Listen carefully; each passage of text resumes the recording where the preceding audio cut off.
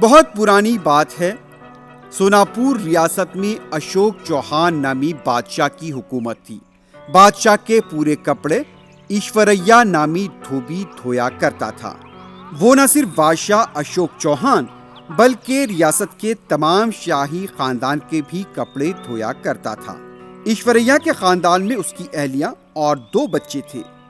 یہ خاندان کافی خوشحال تھا۔ ایشوریا بادشاہ کے محل جاتا، وہاں سے میلے کپڑے پوٹلی میں باندھ کر اسے گدھے پر لاد کر گاؤں کے باہر تالاب کے پاس لے جا کر دھویا کرتا۔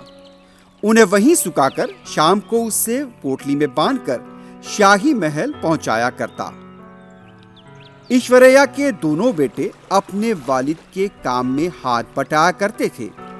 ایشوریا جس تالاب میں کپڑے دھویا کرتا وہ جنگل کے کافی قریب تھا، اس لیے وہاں ہمیشہ شیر کے آنے کا خطرہ لگا رہتا تھا۔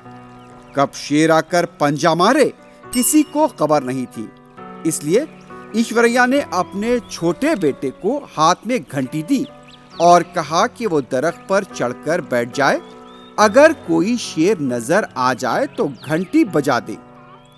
ایک دن ایشوریا کا گدھا بہت بیمار ہو گیا۔ اس دن ایشوریا نے شاہی محل کے سارے کپڑے پوٹلی میں باندھا اور اسے اپنی پیٹھ پر لاد کر اپنے گھر پہنچایا اور اپنے بڑے بیٹے سے کہا، بیٹے بھومیا، اپنا گدھا بیمار ہے، یہ پوٹلی لے کر کل تالاب پر چلے جانا، صبح جلدی اٹھنا ہے، یاد رکھنا۔ لیکن بھومیا نے اپنے والد کی بات ماننے سے انکار کر دیا۔ تمام کپڑوں کو شام تک شاہی محل پہنچانا ضروری تھا، اس لیے اس نے اپنے فرزند بھومیا سے بہت منت کی کہ کپڑوں کو تالاب تک پہنچا دے۔ ایشوریا اپنے بیٹے کو سمجھانے لگا، ٹھیک ہے بیٹا، تم تالاب کے پاس جا کر کپڑے دھونا شروع کر دو، میں اور تمہاری والدہ پوٹلیوں کو لے کر تالاب پہنچتے ہیں۔ بھومیا اپنے چھوٹے بھائی بھیمیا کے ساتھ تالاب کے پاس پہنچ گیا۔ بھومیا کپڑے دھونے میں مصروف تھا۔ اچانک وہاں شیر پہنچ گیا۔ ایشوریا کا چھوٹا بیٹا بھیمیا شیر پر نظر رکھنے کے لیے درخت پر بیٹھا ضرور تھا، لیکن اس کا ذہن کہیں اور تھا۔ اس نے شیر کو آتے ہوئے دیکھا ہی نہیں اور گھنٹی بھی نہیں بجائی۔ شیر جو موقع کی طاق میں تھا بھومیا کی طرف بڑھنے لگا۔ اتنے میں بھومیا کی والدہ اس نے پوٹلی کو زمین پر پھینک دیا اور جلی ہوئی لکڑی سے شیر کے منہ پر مار دیا۔ جلتی ہوئی لکڑی کی چنگاری شیر کی آنکھوں میں پیوست ہو گئی اور وہ ڈر کر وہاں سے بھاگ گیا۔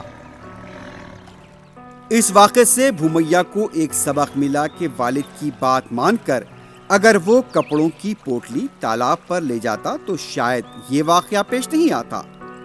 اپنی نافرمانی پر بھومیا نے اپنے والدین سے معافی مانگ لی۔ اسے اپنی غلطی کا احساس ہو چکا تھا۔ وہ شادی کی عمر کا ہو چکا تھا۔ اس نے شادی کر لی اور باقی عمر اپنے والدین کی اطاعت کرتے ہوئے گزارنے لگا۔ Hi kids! Hope you liked the video. Subscribe for more videos. Visit us in Facebook and Twitter. Thank you. Bye bye.